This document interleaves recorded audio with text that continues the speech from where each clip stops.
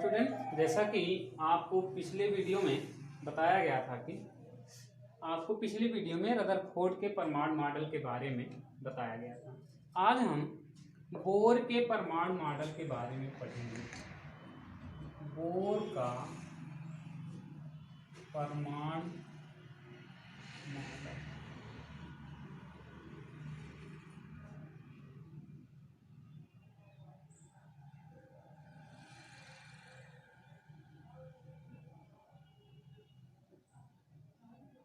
Bore का परमाणु model, जैसा कि आपको रदरफोर्ड के परमाणु मॉडल में बताया गया था कि रदरफोर्ड के परमाणु मॉडल में कमियां थी। जैसे उन्होंने बताया कि ये जो न्यूक्लियस होता है, न्यूक्लियस के चारों तरफ कुछ विद्युतीय कक्षाएं संभव हैं और इसमें जो है इलेक्ट्रॉन चक्कर लगाते हैं और ऊर्जा का उत्सर्जन करते हैं। तो ये चीज जो है ये उसमें क्या थी, कमी थी। और उन्होंने ये बताया था इसके बाहर जो पथ है इनमें कितने इलेक्ट्रॉन चक्कर लगाते हैं इसकी भी व्याख्या नहीं कर पाए थे वो। और हाइड्रोजन स्पेक्ट्रम की भी ये रदरफोर्ड उसकी व्याख्या नहीं कर पाए थे। तो 1913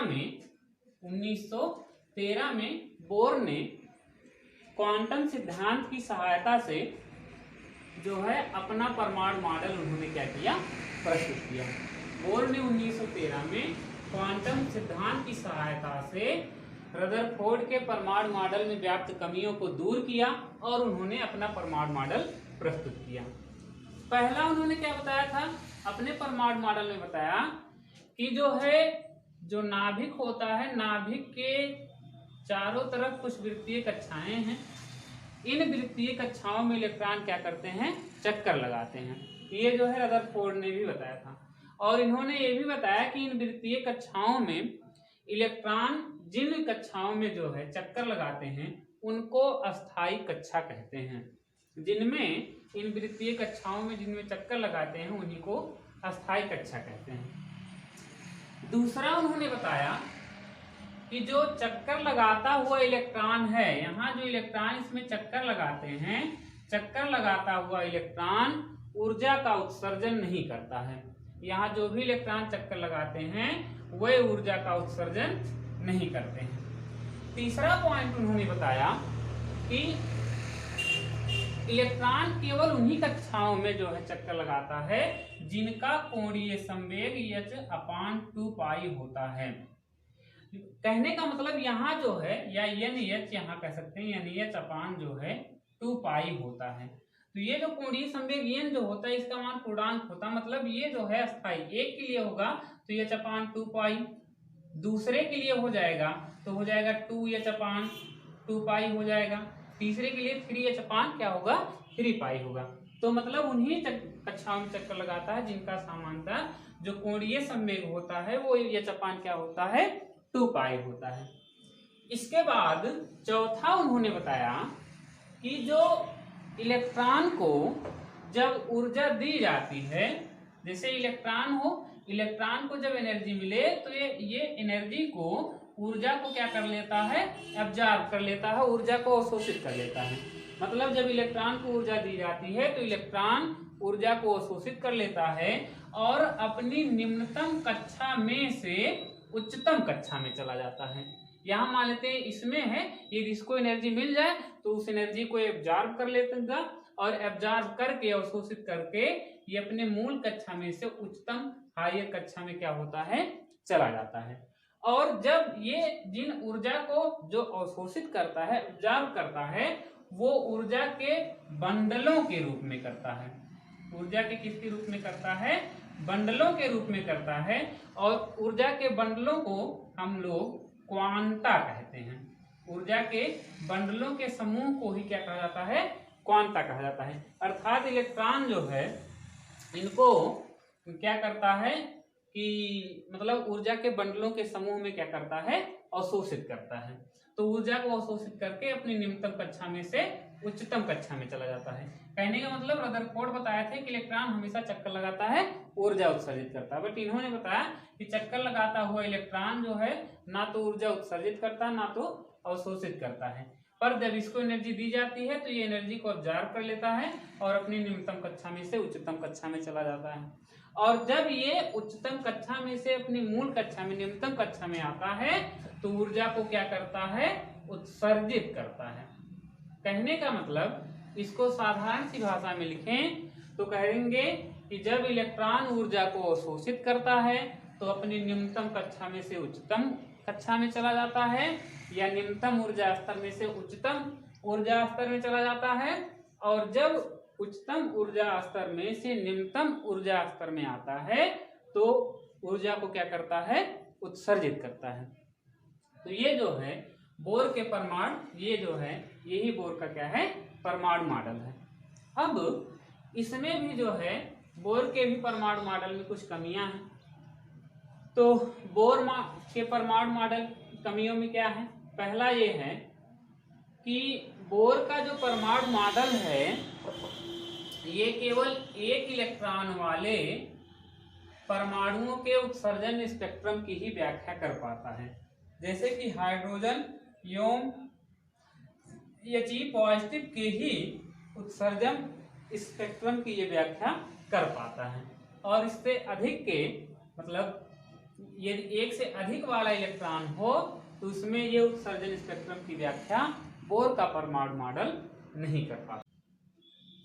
दूसरा है उच्च विभेदन क्षमता वाले स्पेक्ट्रोस्कोपी की सहायता से देखा जाता है तो हाइड्रोजन के स्पेक्ट्रम में क्या होता है, एकल रेखाएं होती हैं।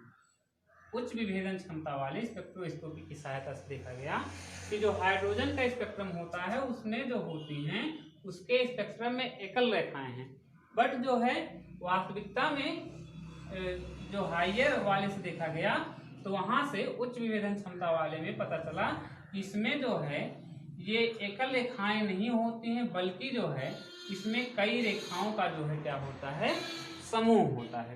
तो ये जो है बोर के परमाणु मॉडल में मुख्य कमी थी। पहला कि ये जो है जैसा कि आपको बताया गया कि ये केवल एक इलेक्ट्रॉन वाले परमाणुओं के स्पेक्ट्रम की व्याख्या कर पाता है, एक से अधिक इलेक्ट्रॉन वाले जो है परमाणुओं के स्पेक्ट्रम की व्याख्या ये मॉडल नहीं कर पाता। इसके बाद अब हम कुछ और चीजों के बारे में अध्ययन करेंगे, जैसे कि है परमाणु क्रमांक। परमाणु क्रमांक, एटॉमिक नंबर, एटॉमिक नंबर। परमाणु क्रमांक क्या होता है इसको जानेंगे। एटॉमिक नंबर, इसकी खोज जो है मोजले नामक वैज्ञानिक ने किया था। परमाणु क्रमांक की खोज किस वैज्ञानिक ने, मोजले नामक वैज्ञानिक ने किया था। उन्होंने बताया कि किसी परमाणु के नाभिक, जो न्यूक्लियस होता है, हम जानते हैं न्यूक्लियस में प्रोटॉन और न्यूट्रॉन होते हैं, किसी परमाणु के नाभिक में उपस्थित प्रोटॉनों की संख्या तथा कक्षा में उपस्थित अथवा कक्षा में उपस्थित इलेक्ट्रॉनों की संख्या को ही परमाणु क्रमांक कहते हैं। फिर से ध्यान से परिभाषा सुन लेंगे। किसी परमाणु के नाभिक में उपस्थित प्रोटॉनों की संख्या अथवा कक्षा में उपस्थित इलेक्ट्रॉनों की संख्या को ही परमाणु क्रमांक कहते हैं। मतलब इसका मतलब ये हुआ कि किसी भी परमाणु में जितने प्रोटॉन होते हैं उसमें उतने ही क्या होते हैं, इलेक्ट्रॉन होते हैं। जैसे अब हम बात कर लें, क्योंकि आपको बताया गया प्रोटॉनों की संख्या, नाभिक में उपस्थित प्रोटॉनों की संख्या अथवा कक्षा में उपस्थित, अथवा यहां कह सकते हैं बराबर इलेक्ट्रॉनों की अथवा कक्षा में उपस्थित इलेक्ट्रॉनों की संख्या को ही परमाणु क्रमांक कहते हैं। इलेक्ट्रॉनों की संख्या तो हो जाएगा, कहने का मतलब यह है परमाणु क्रमांक बराबर, परमाणु क्रमांक को Z से क्या किया जाता है, प्रदर्शित किया जाता है। Z बराबर हो जाएगा प्रोटॉनों की संख्या बराबर इलेक्ट्रॉनों की संख्या। मतलब किसी परमाणु में जितने प्रोटॉन होंगे उतने ही उसमें क्या होंगे, इलेक्ट्रॉन होंगे। इसके बाद है द्रव्यमान संख्या, मास नंबर। मास नंबर क्या है इसको समझेंगे। मास नंबर किसी परमाणु के नाभिक में उपस्थित प्रोटॉनों की संख्या और न्यूट्रॉनों की संख्या के योग को ही द्रव्यमान संख्या कहते हैं। किसी परमाणु के नाभिक में उपस्थित, जो नाभिक होता है, क्योंकि हम जानते हैं नाभिक में होता है P+N, तो किसी परमाणु के नाभिक में उपस्थित प्रोटॉनों की संख्या और न्यूट्रॉनों की संख्या के योग को ही क्या कहा जाता है? द्रव्यमान संख्या कहा जाता है। द्रव्यमान संख्या को A से प्रदर्शित किया जाता है। तो अर्थात A बराबर हो जाएगा, A मतलब क्या है? वो है द्रव्यमान संख्या। तो द्रव्यमान संख्या A बराबर क्या हो जाएगा? प्रोटॉनों की संख्या प्लस क्या हो जाएगा? न्यूट्रॉनों की संख्या, मतलब P प्लस क्या हो जाएगा? N। मतलब दोनों को जोड़ दिया जाएगा तो द्रव्यमान संख्या आ जाएगी। यहीं से कुछ क्वेश्चन आता है कि किसी में कितने प्रोटॉन होंगे। तो यहाँ यदि हमें द्रव्यमान संख्या ज्ञात है तो उसकी सहायता से, कहने का मतलब यहाँ किसी भी परमाणु में जो है प्रोटॉन, इलेक्ट्रॉन या ये सब ज्ञात करने हो तो इसी की सहायता से हम यहाँ पर क्या कर सकते हैं? ज्ञात कर सकते हैं। इसी फॉर्मूले A बराबर P+N से हम क्या कर सकते हैं? इसको ज्ञात कर सकते हैं। इसके बाद कुछ चीजें और पढ़नी है, जैसे है आइसोटोप, जिसको कहते हैं जो है समस्थानिक। समस्थानिक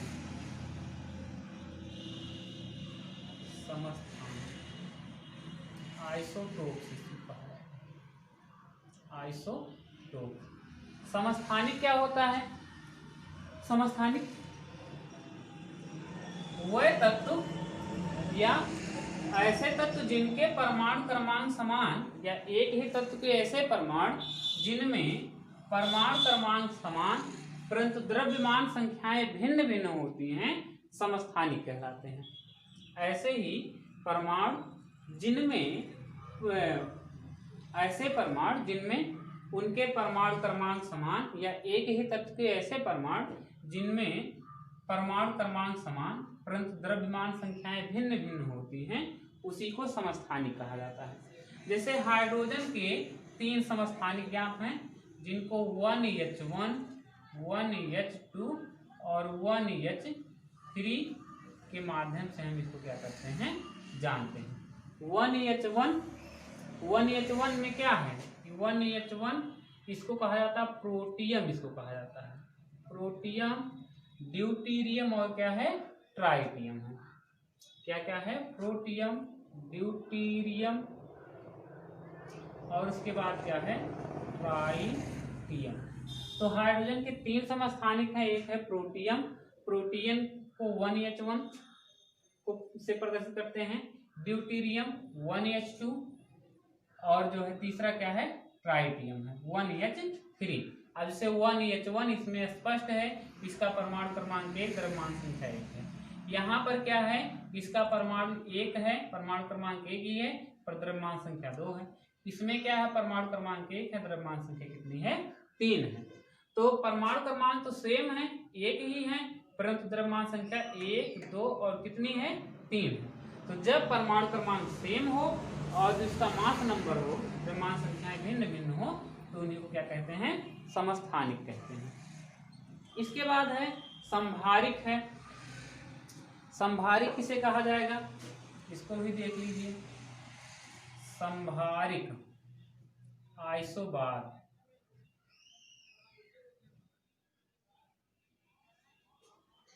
आइसोबार। संभारिक किन्हें? समस्थानिक का उल्टा संभारिक होता है। ऐसे तत्व जिनके परमाणु क्रमांक भिन्न भिन्न, या वह तत्व जिनके द्रव्यमान संख्याएं, या विभिन्न तत्वों के ऐसे परमाणु जिनमें उनके द्रव्यमान संख्याएं समान परंतु परमाणु क्रमांक भिन्न भिन्न होते हैं, संभारिक कहलाते हैं। भिन्न तत्वों के ऐसे परमाणु जिनमें उनकी द्रव्यमान संख्याएं समान होती हैं परंतु परमाणु क्रमांक जो होते हैं भिन्न भिन्न होते हैं, क्या कहलाते हैं? समस्थानिक कहलाते हैं, सॉरी संभारिक कहलाते हैं। तो उसमें जो है, जैसे है 18 आर्गन 40, 19 पोटेशियम 40 और 20 कैल्शियम क्या है? 40। ये जो है संभारिक है। परमाणु क्रमांक कितना है? 18 है, 19 है, कितना है? 20 है, परंतु इनकी द्रव्यमान संख्याएं सभी में कितनी हैं? 40 40 है। मतलब ये है कि परमाणु क्रमांक यहाँ पर समान है, पर जो इसकी जो द्रव्यमान संख्याएं हैं वो क्या है, भिन्न भिन्न है। सॉरी, परमाणु क्रमांक भिन्न भिन्न है, पर जो द्रव्यमान संख्या है वो क्या है, समान है। तो इसलिए ये क्या हो गया, समभारिक हो गया। इसके बाद है समन्यूट्रॉनिक।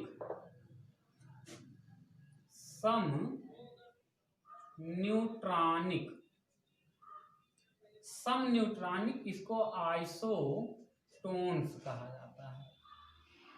आइसोटोन्स क्या होता है, समन्यूट्रॉनिक। आइसो मतलब पता है, न्यूट्रॉनिक मतलब क्या, न्यूट्रॉन, और सम का मतलब समान। मतलब ऐसे परमाणु या आयन जिनमें न्यूट्रॉनों की संख्या समान होती है उसी को समन्यूट्रॉनिक कहा जाता है। ऐसे परमाणु या आयन जिनमें जो है न्यूट्रॉनों की संख्या समान हो उसी क्या कहा जाएगा, समन्यूट्रॉनिक कहा जाएगा। जैसे है 1H3 या जो है 2He4, जैसे ट्राइटियम हो और इसके साथ साथ क्या हो, हीलियम हो। तो इसमें क्या है, ये दोनों जो है वो क्या है, समन्यूट्रॉनिक हैं। क्यों, इनमें जो है न्यूट्रॉनों की संख्या क्या है, समान है। इसमें देखिए आपको बताया गया जैसे द्रव्यमान संख्या, तो इसमें न्यूट्रॉनों की संख्या ज्ञात कर लीजिए। तो कितना न्यूट्रॉन इसमें हो जाएगा, क्योंकि द्रव्यमान संख्या बराबर होता है P प्लस क्या होता है N। तो प्रोटॉन इसमें कितना होगा, क्योंकि यहाँ पर इलेक्ट्रॉन कितना है, ये परमाणु क्रमांक 1 है, 1 परमाणु क्रमांक होगा। तो इसमें या ऐसे देख लीजिए 1 हो गया, ये द्रव्यमान संख्या कितनी है 3, बराबर मान लेते हैं 1 ही इसमें इसका परमाणु क्रमांक 1 है, इसका मतलब प्रोटॉनों की संख्या कितनी होगी 1, और इसके साथ साथ जो न्यूट्रॉन होगा उसमें न्यूट्रॉन की संख्या मान लीजिए हम कैलकुलेट कर लेते हैं। इसके बाद ये कर लेते हैं, n बराबर कितना हो जाएगा 3 माइनस हो जाएगा 1, तो कितना हो जाएगा 2। मतलब ये है कि इसमें न्यूट्रॉनों की संख्या कितनी है 2 है। तो इसमें भी कितना हो जाएगा 2, क्योंकि प्रोटॉन यहाँ पर जो इलेक्ट्रॉन है 2, इलेक्ट्रॉन की संख्या बराबर 2 है।